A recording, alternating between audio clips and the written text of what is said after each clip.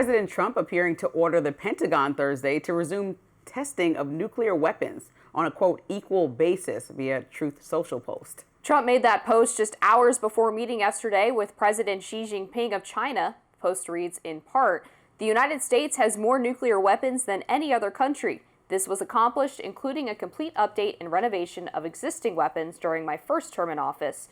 Because of the tremendous destructive power, I hated to do it, but had no choice."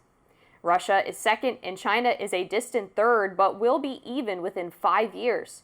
Because of other countries' testing programs, I have instructed the Department of War to start testing our nuclear weapons on an equal basis.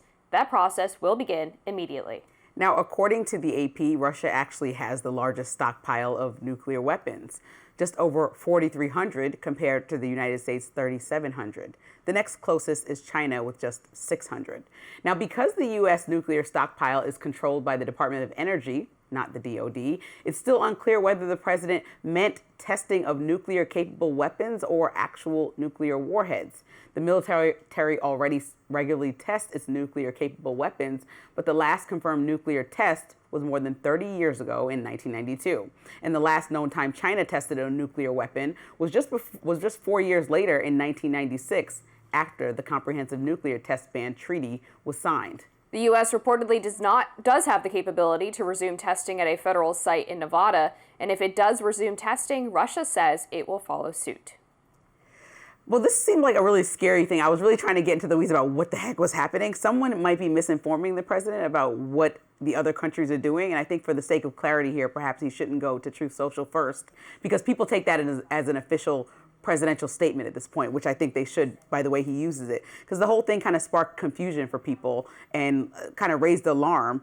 It's important to note that the Pentagon did not confirm Trump's statement, and they offered no evidence that nuclear testing was being prepared by our country or by other countries. So that is kind of where we are right now. So I don't know, who do you listen to, the lack of silence from the Pentagon or the statement from President Trump? I think probably what this was, considering the timing of it happening right before his meeting with Xi Jinping, was more of a verbal warning about the U.S.'s capabilities. This is a peace through strength type of statement, which is warning the rest of the world of what we are able to do if they don't play ball with the United States, if they decide to take up arms against the United States or its allies. So I think this was a reminder that we are not going to be weak on the world stage anymore. We are going to take our duty as the United States seriously.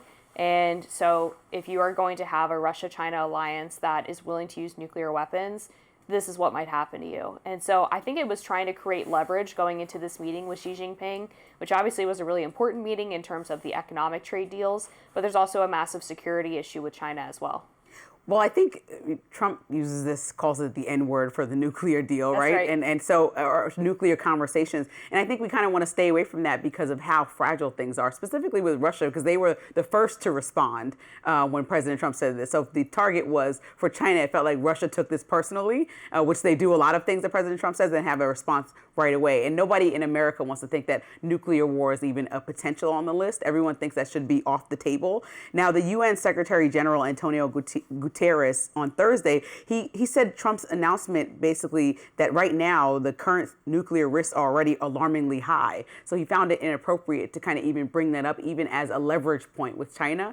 And so I think when you take into consideration where we are and how much we would like Russia and Ukraine to end what they have, well, Russia, the attacks that they have going on Ukraine and that war there, I just think that now is not a time when people have actually floated the idea, conspiracy theory or not, that we could easily end up in World War III. I don't think that that's something that we want our president writing on Truth Social, unless he feels like that is a possible next step, that we're testing nuclear weapons. Yeah, I mean, Russia had to respond because that's what they do. They feel like they'll appear weak if they don't say something publicly in response to the U.S. promising or reminding people that it has this capability.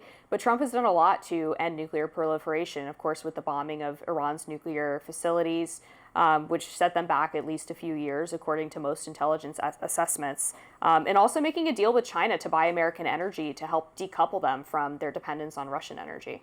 Yeah, so we'll have to watch this closely. All right, up next, King Charles has stripped Prince Andrew of his remaining royal titles and is kicking him out of his royal residence over his relationship with Jeffrey Epstein. Stick around.